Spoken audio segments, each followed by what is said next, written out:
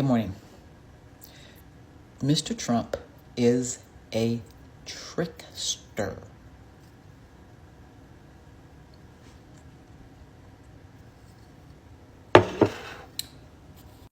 Okay, so I was like, I am not telling them about tricksters. I've been telling them since 2016 that he's a trickster. So, ChatGPT to the rescue.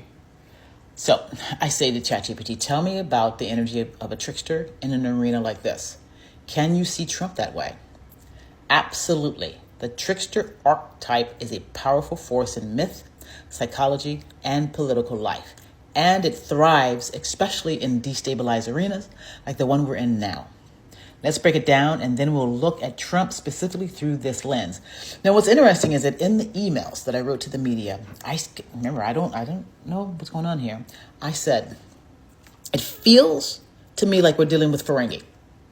Like the energy is Ferengi-like.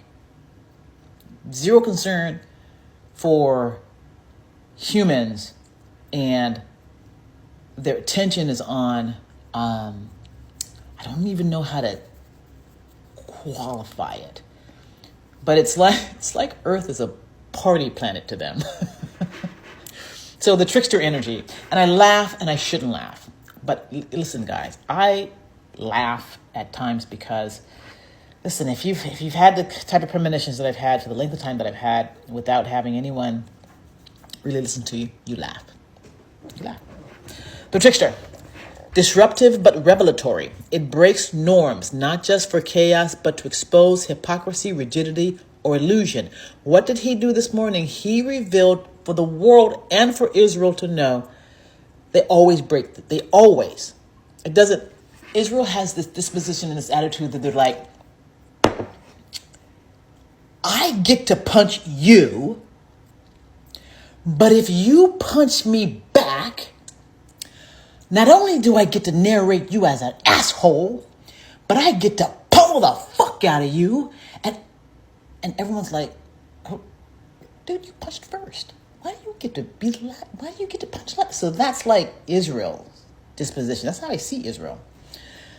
Unpredictable. The trickster cannot be fully controlled. It plays both sides, switches allegiances, and thrives on contradiction. I've been saying that I wrote this to the media. 2017, and it's could have mitigated all this. They could have created an entire networked ecosystem to deal with the trickster, but the trickster was theirs. The trickster was their player. It reflects society's shadows, but in distorted funhouse mirrors that make people laugh, recoil, and suddenly see. Creative destruction. It burns things down, often so something new can be built, even if it doesn't do the building itself. Cultural examples: Loki, oh my goodness, Hermes, Coyote, Eshu, and even Bugs Bunny. Really? I didn't see that coming. I did not see Bugs Bunny coming. They often speak truth through mockery, misdirection, or riddles. Trumpster as trickster in the modern arena. Yes, Trump embodies trickster energy, but not in a wise elder figure kind of way. His presence operates more like a chaotic amplifier. I called him the Roto-Rooter. That's the name I gave him early on. He reveals the game. Trump says the quiet part out loud. He does. Since 2016, he has always said the quiet part out loud about money and politics, media manipulation, nationalism.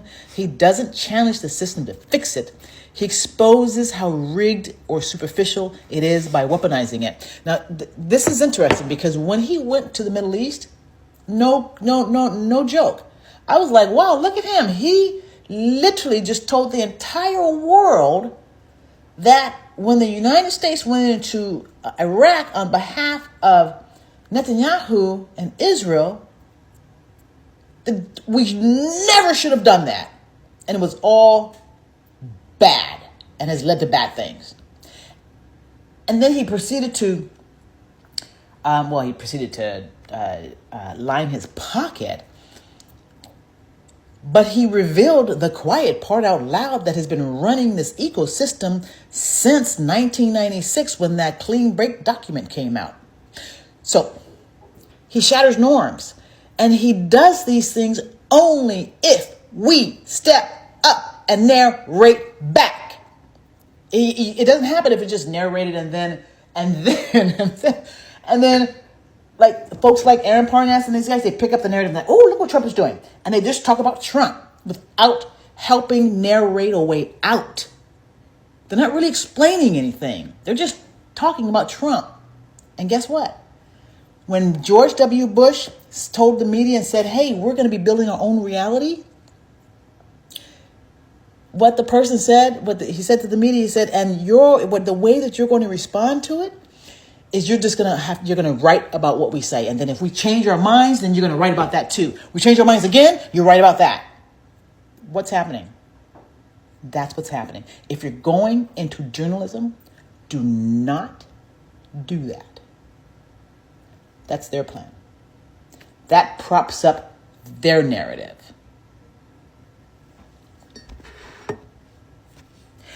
Shatters norms. His disregard for protocol, grammar, or even truth is not a glitch. It's the trickster's toolkit. He forces everyone else to show their hand.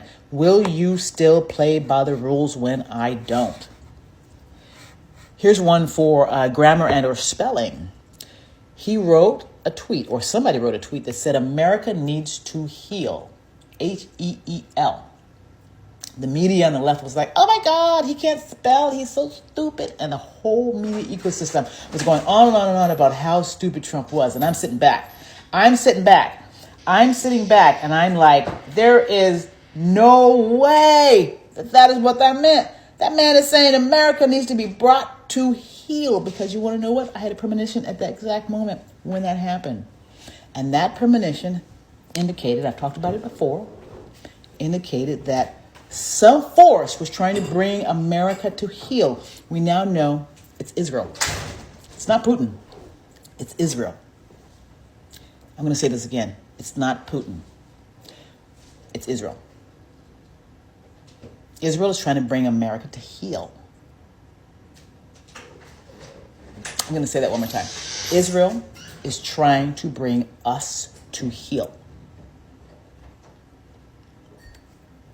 Confuses and divides. A classic trickster. So Trump is Israel's trickster. Confuses and divides. A classic trickster tactic. People are caught in loops of analysis, outrage, and contradiction. Is he dumb or strategic? Racist or just opportunistic? It's intentional slipperiness. From the very beginning, I told people, I think he's doing exactly what he wants to do. That's what I see. He's doing it because he wants to do it. What we did know was who he was doing it for. And we didn't know that because we have been given intentional blinders to the folks right here in our midst, influencing and directing our foreign policy and our domestic policy. Wields absurdity as power. Jokes, memes, exaggeration, name-calling. He turns everything into performance, and performance is currency in a collapsing trust economy. Trickster is a failing empire. In a dying or transferring system, the trickster doesn't care about the old order. The trickster forces revelations, even if painful or humiliating. The trickster survives chaos, even as others are destroyed by it. Now, here's the deal that I think Israel didn't count on. Trump being the trickster, that means he's a trickster for everybody, including Israel. Trump doesn't need to believe in anything. The trickster thrives in liminal spaces, the collapse of empire, trust, and narrative. That's where transformation could happen, but it's not the trickster's job to ensure it. He opens the door, but someone else has to walk through it with clarity. That's us, and that's why we need a solid narrative base that we all dip into and drive a new reality from. Let's go. Mr. Susskind says in the 1% solution that the ideologues within the current government refer to people not just like me, although I'm included, but even moderate Republicans like Colin Powell and Admiral Scowcroft as somehow lesser political mortals. because we are trapped in, quote, the reality-based world. And what they mean by that, in fairness to them, what they mean by that is that we are an empire, we're the world's only military superpower, and if you can use power to change reality. And if you don't see that, then you will always be condemning your country to a lesser status.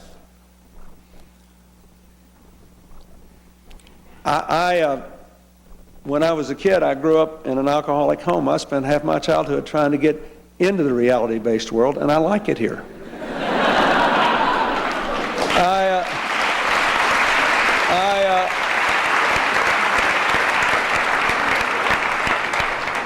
Share with you one really funny opinion, but there is in Lapland there is a group of the shamans there who do something called collective dreaming. They will go together in seclusion and do the rituals with eating very little food and being in solitude for a long time, and they will go and dream the dreams. And the dream have to be collective, same dream. So coming out of this dream, once the shaman told me that actually the best thing happened in this planet right now is the Trump to be the president. I said, how is this possible? It's the best thing to happen. He said, yes, because he's so irrational, he's so crazy. That's actually create that awakening, that we finally wake up. Because before it will be another guy and everything was similar. But he's so different than anything else. So he's the magician who waking us up. What do you think about that? That kind of theory. All civilizations carried the awareness of the trickster archetype, but they didn't strictly equate it only with a negative orientation, because the trickster archetype is where the lines completely blur. They are the obliterator of boundaries, and for that, their most well-known characteristic is being both the sacred and the profane, both a manipulator of energy as well as a deviant and a rebel. The trickster archetype comes as not just a sacred messenger in a profane cloak, they also come to not only convey knowledge and lessons that are important for all of us to learn, they're also the person that challenges us and catalyzes us into a higher level of awareness. Without the trickster archetype, none of our boundaries that create our concept of self would ever be penetrated. So whatever ideologies we subscribe to, or whatever we have formed our egoic consciousness around. In 2008, in an interview with Wolf Blitzer talking about President George W. Bush's conduct of the war, you said you were surprised that Democratic leader Nancy Pelosi didn't try to impeach him. You said, quote, which personally I think would have been a wonderful thing, close quote. When you were asked what you meant by that, you said, for the war. For the war. He lied. He got us into the war with lies.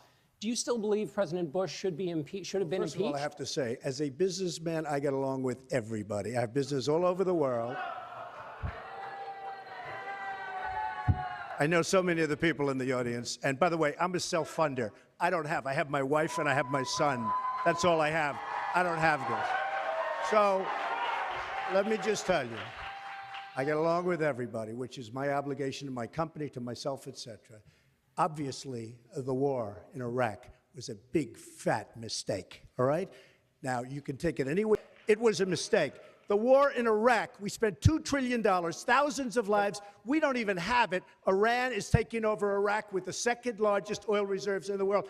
Obviously, it was a mistake. So George Bush made a mistake. We can make mistakes, but that one was a beauty. We should have never been in Iraq. We have destabilized the Middle East. But so you still think he should be impeached? I think it's my turn, isn't it? You do whatever you want. You call it whatever you want. I want to tell you, they lied. Okay. They said there were weapons of mass destruction. There were none, and they knew there were none. There were no weapons of mass destruction. Okay, all right. Governor Bush. Push a P, I'm push a P, push a P, I'm push a P, yeah. Push a P, I'm push a P, push a P, I'm push a P, yeah. She complains that Donald Trump took advantage of the tax cut. Well, why didn't she change it? Why didn't you change it when you were a senator? The reason you didn't is that all your friends take the same advantage that I do. And I do. You have provisions in the tax code that, frankly, we could change. But you wouldn't change it because all of these people give you the money so you can take negative ads on Donald Trump. But she's been there for 30 years. She's been doing this stuff. She never changed, and she never will change. Did you use that $916 million loss to avoid paying personal federal income taxes? Of course I do. Of course I do. And so do all of her donors, or most of her donors. I know many of her donors. Her donors took massive tax write-offs. A lot of my write-off was depreciation and other things that Hillary, as a senator, allowed. And she'll always allow it, because the people that give her all this money, they want it. That's why. See, I understand the tax code better than anybody that's ever run for president. But I will tell you that, number one, I pay tremendous numbers of taxes. I absolutely used it, and so did Warren Buffett, and so did George Soros, and so did many of the other people that Hillary is getting money from. Now, I won't mention their names because they're rich, but they're not famous, so we won't make them famous.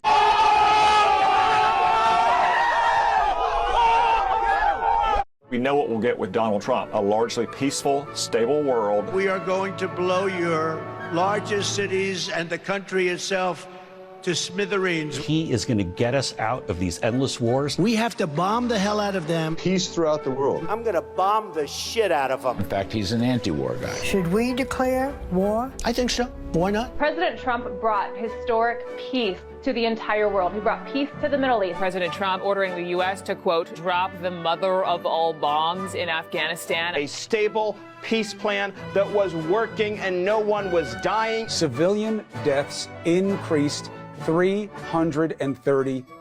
We had peace from Kim Jong-un. The president also threatened a war with nuclear North Korea, tweeting, I too have a nuclear button. When he talks about war, he talks about it the way any moral person should. When you get these terrorists, you have to take out their families. And we know that from his own presidency, that it was a peacetime presidency. There was a raid in Yemen that Donald Trump approved. One American was killed. He actually has a realistic and cautious foreign policy. In all caps, the president tweeting at President Rouhani, never, ever threaten the United States again, or you will suffer consequences the likes of which few throughout history have ever suffered before. We are not the policemen of the world. Trump floated the idea of launching missiles into Mexico. How many wars? 0. None. Zip. 4 U.S. soldiers killed 12 days ago in Niger. And if you're voting for Donald Trump, you're voting for peace and stability. Former President Trump is reportedly planning to send kill teams to the border if reelected. Peace and stability goes hand in hand with President Donald Trump. President Trump suggested on multiple occasions disrupting the storms by dropping a nuke into the middle of them. Thanks for your comment. We're talking about the Gilded Age. And in reality, DJT did tell the truth about this when he said, make America great again. He meant make America great again for the wealthy, clearly. And he's doing that. So back to the Gilded Age we go. Great for the wealthy. Another prophecy. I believe we're entering the golden age, I believe. And that's good? Is that good? Magnificent. I'm saying it is what it is. President Biden, Vice President Harris, and my fellow citizens. The golden age of America begins right now.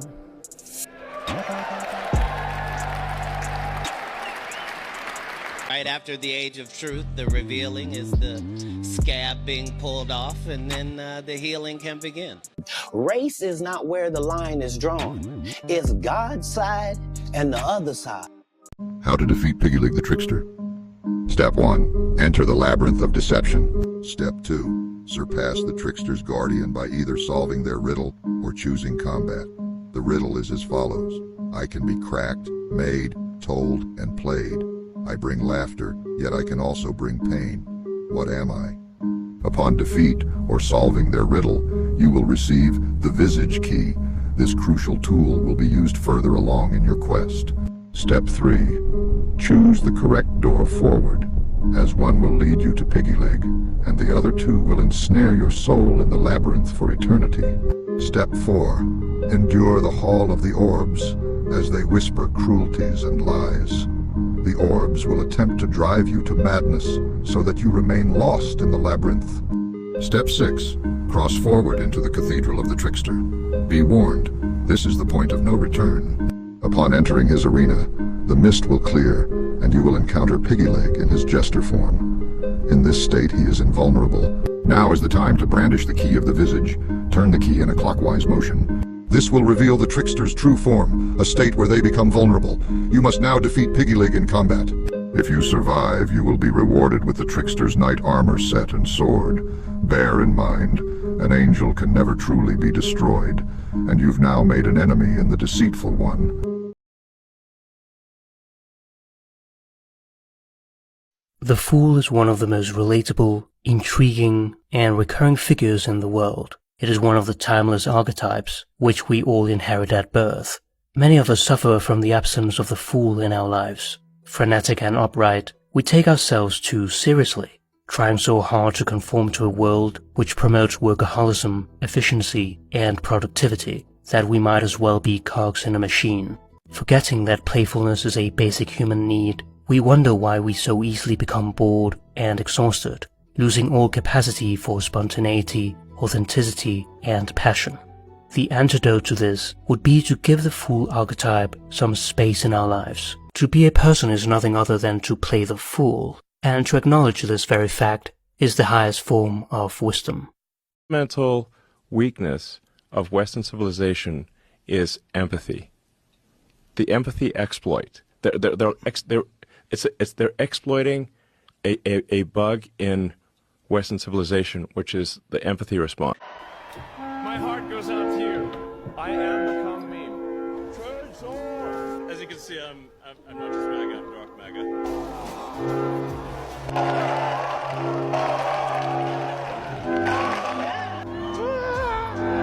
It's like there's living the dream and there's living the meme, and it's pretty much what's happening, you know. Elon Musk jumping law.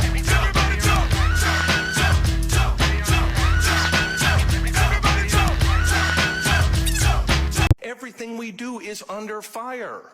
Elon Musk sits on Twitter every day, or X today, saying like, we are the media, you are the media. My message to Elon Musk is, bullshit. You're not the media.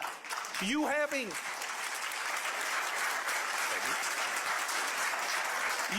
a blue check mark, a Twitter handle, and 300 words of cleverness doesn't make you a reporter. You don't do that by popping off on Twitter. You don't do that by having an opinion.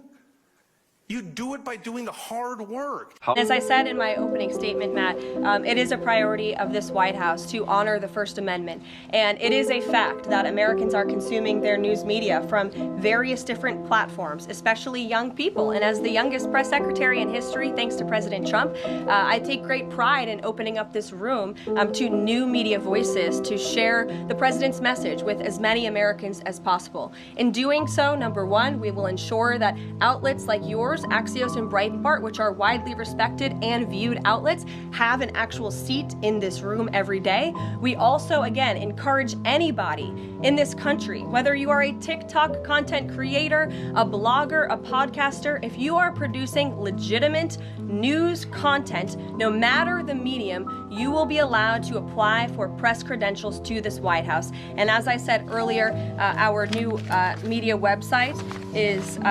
whitehouse.gov/new media.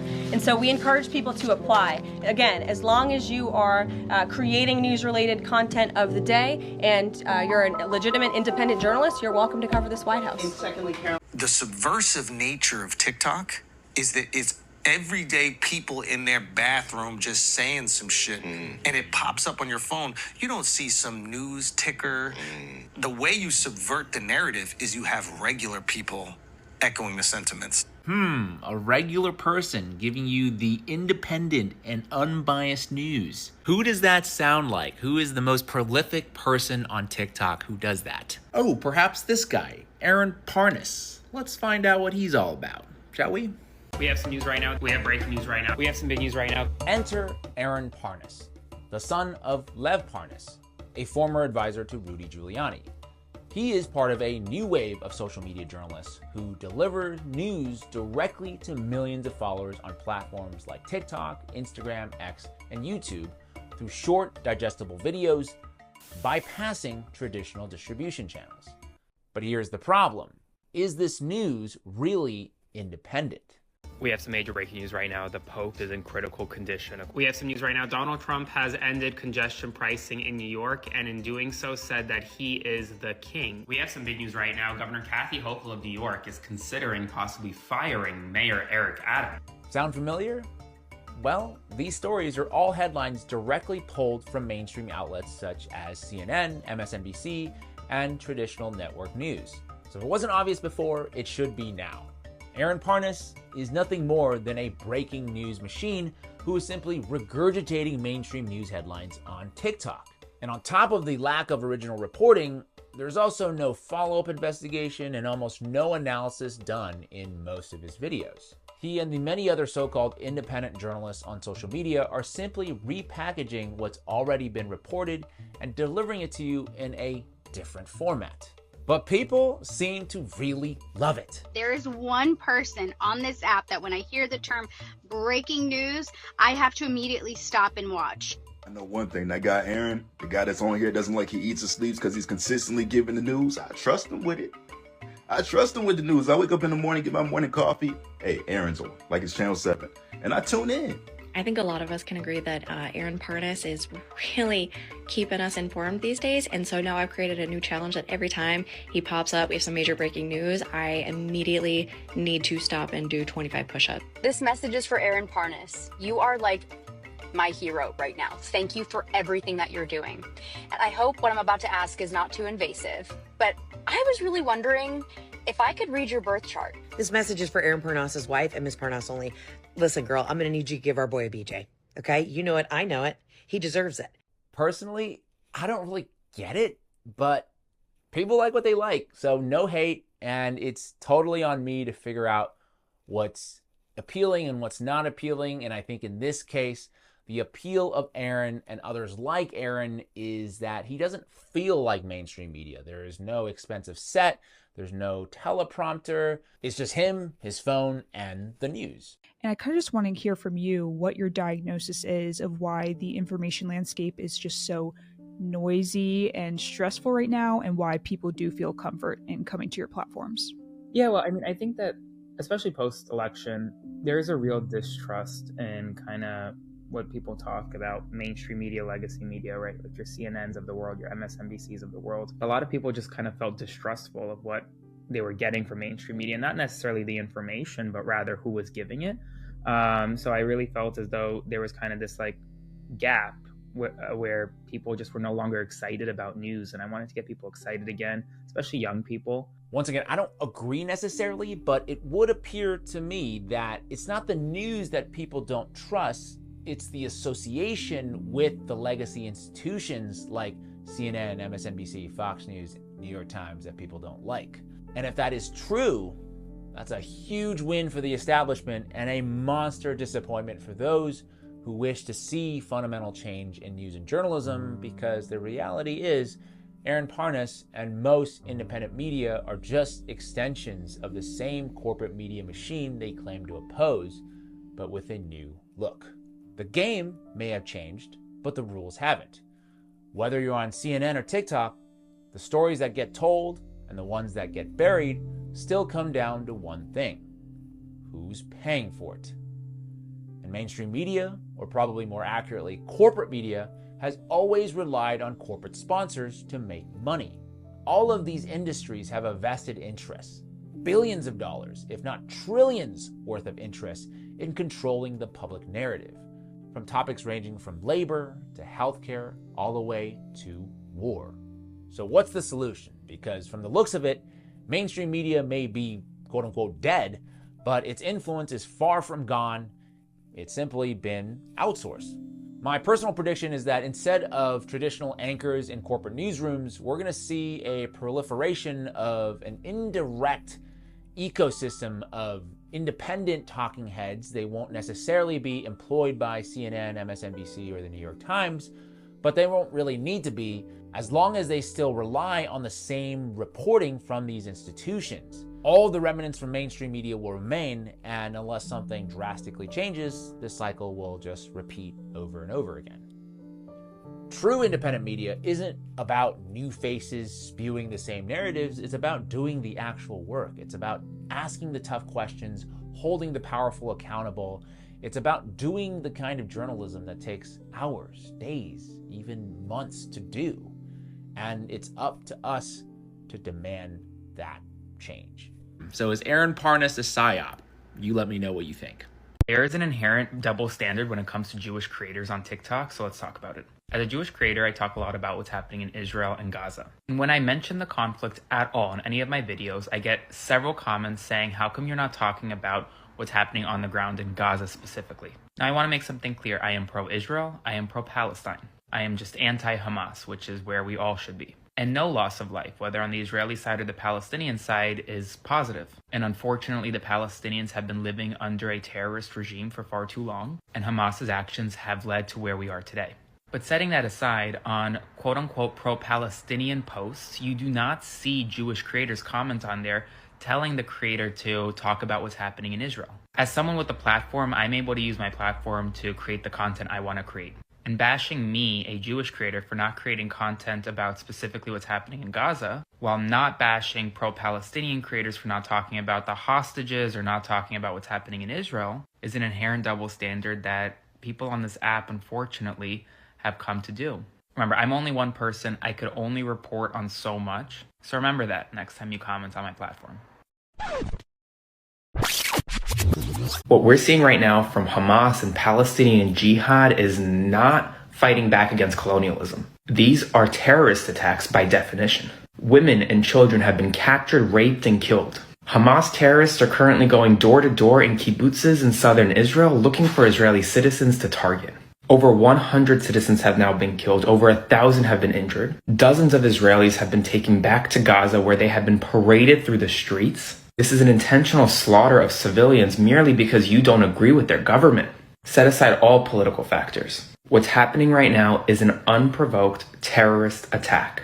Innocent lives are lost, and the result of which is going to be a major war in the Middle East, one that these terrorists will not win. Oh, brother, this guy stinks! Israel has always been interested in controlling American minds. And now when you understand that they blackmailed the Rockefeller family, which prints American books, the Rockefeller family, which is involved in American medicine, okay, you start to ask a lot more questions. And the evidence is overwhelming that they've always had an investment. Of course, there's no way they could have survived this long without taking over our military, okay? Without taking over or blackmailing and getting involved, the Mossad and the CIA. I think they're the same body and they have been for a very long time. And as I said, I think the evidence is overwhelming. In many ways, I would say Israel has been so ahead of us in terms of understanding the importance of education and the information war and propaganda. Example, Wikipedia, a go-to source. Again, like I said, they just pop up everywhere. A go-to source for so many people regarding what the facts are. You do a quick search, Wikipedia comes up first, and then you find out via a video of Naftali Bennett, who became a prime minister. The prime minister of Israel is in this video I'm about to show you, discussing how as soon as Wikipedia hit the map, they were infiltrating, training Zionists to become the editors. This is a real clip of a future prime minister of Israel. Take a listen.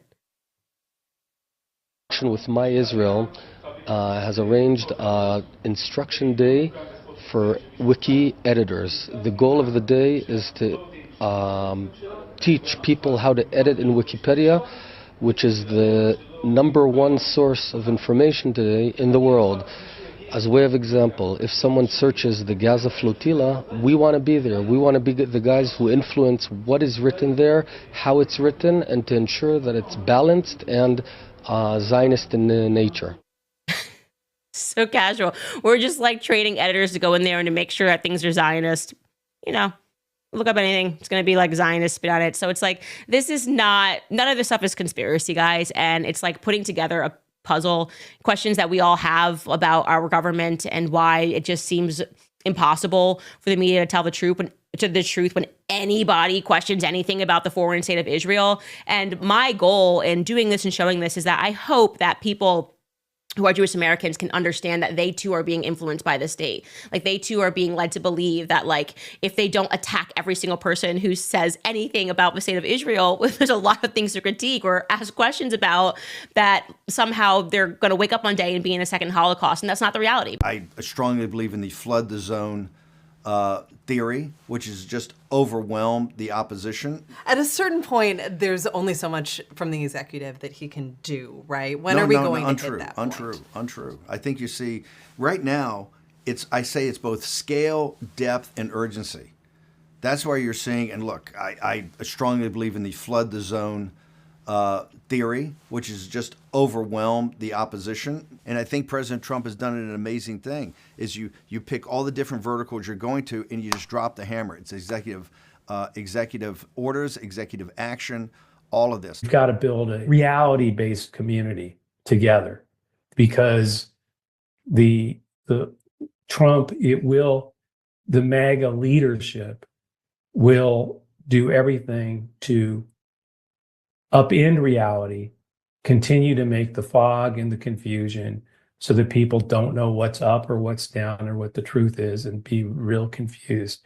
But I believe we can build that community of trust, and that it may be 4 million, 5 million to start, but we have to build that community and get active. And I think that's the most important. And I see it. It's happening. It's starting to, it started with things like the Lincoln Project, the Bulwark, Heather Cox Richardson, these voices that emerged because no one else was building these information network or information that people could use.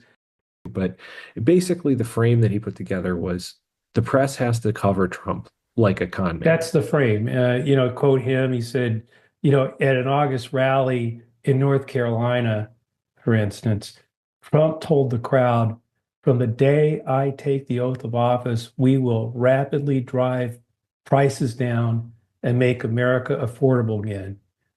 You just watch. They'll come down fast." And so then you see in December, he points this out, in December interview with Time, Trump says, it's hard to bring things down once they're up. It's very hard. There's the first con, and we've talked about this, unraveling before your eyes.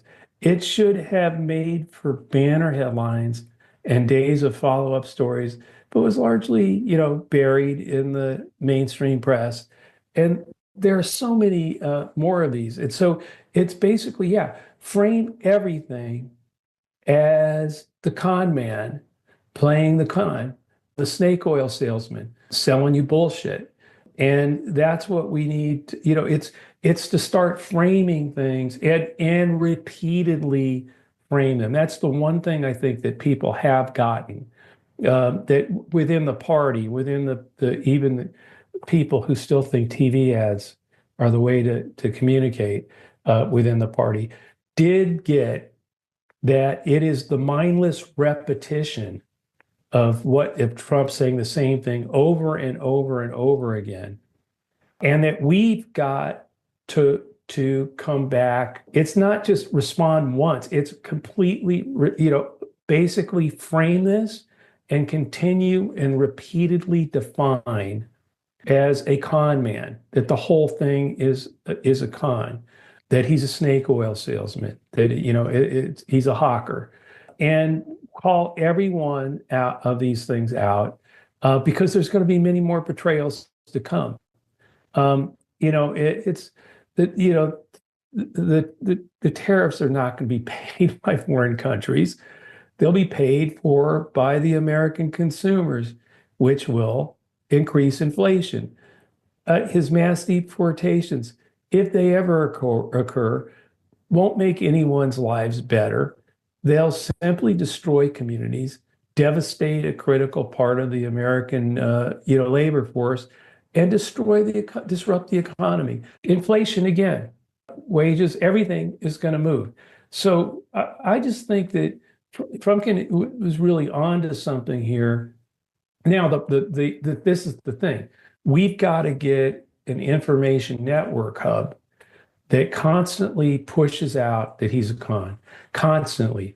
And that across the board, the pro-democracy movement, and that's what we have to become, a movement. They're a movement to destroy democracy.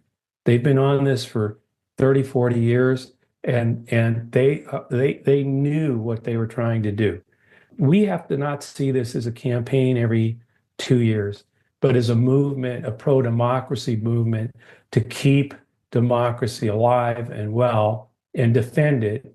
And I think thinking that the press is going to do that, no, that's not going to happen. We've got to have a unified messaging hub, not to tell the lies that they tell, but the truth.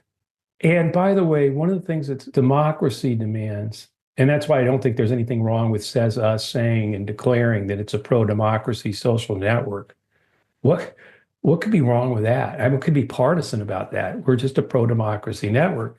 But the reality is, democracy, there's got to be common trust among us as Americans, that we trust each other. We may have differences of opinions, but we trust each other. We have shared agreement about information and facts. That's all been destroyed. So we have to rebuild that trust, first with each other as members of the pro-democracy community and movement, and then start building it beyond in concentric circles outside of our own community and grow it. And I think that's the movement that we all need to be part of. We need to all help build. And that if we do, it will fight the disinformation and the garbage and the lies and the propaganda, because that's what's going on. We have to fight the propaganda network. Joe, that's a really good place for us to wrap up today.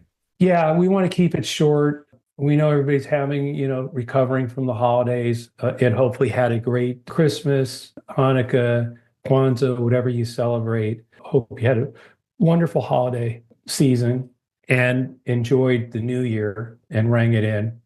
And we have a lot of work to do, but I think we have a lot of optimism in our shared belief and common view of what America is and can be, and how we can join together to build the trust and community that has been just wrecked by social networks like X, by the lies that the propaganda networks have pushed out. And by the way, when you have a leader like Trump who pushes the poison, and then leaders in the party enable it and condone it, it just makes it a very powerful thing. We can beat it, but we have to build a unified network information hub that doesn't push out lies, but pushes out the truth and fights the propaganda. So thanks, everyone, for listening to That Trippy Show.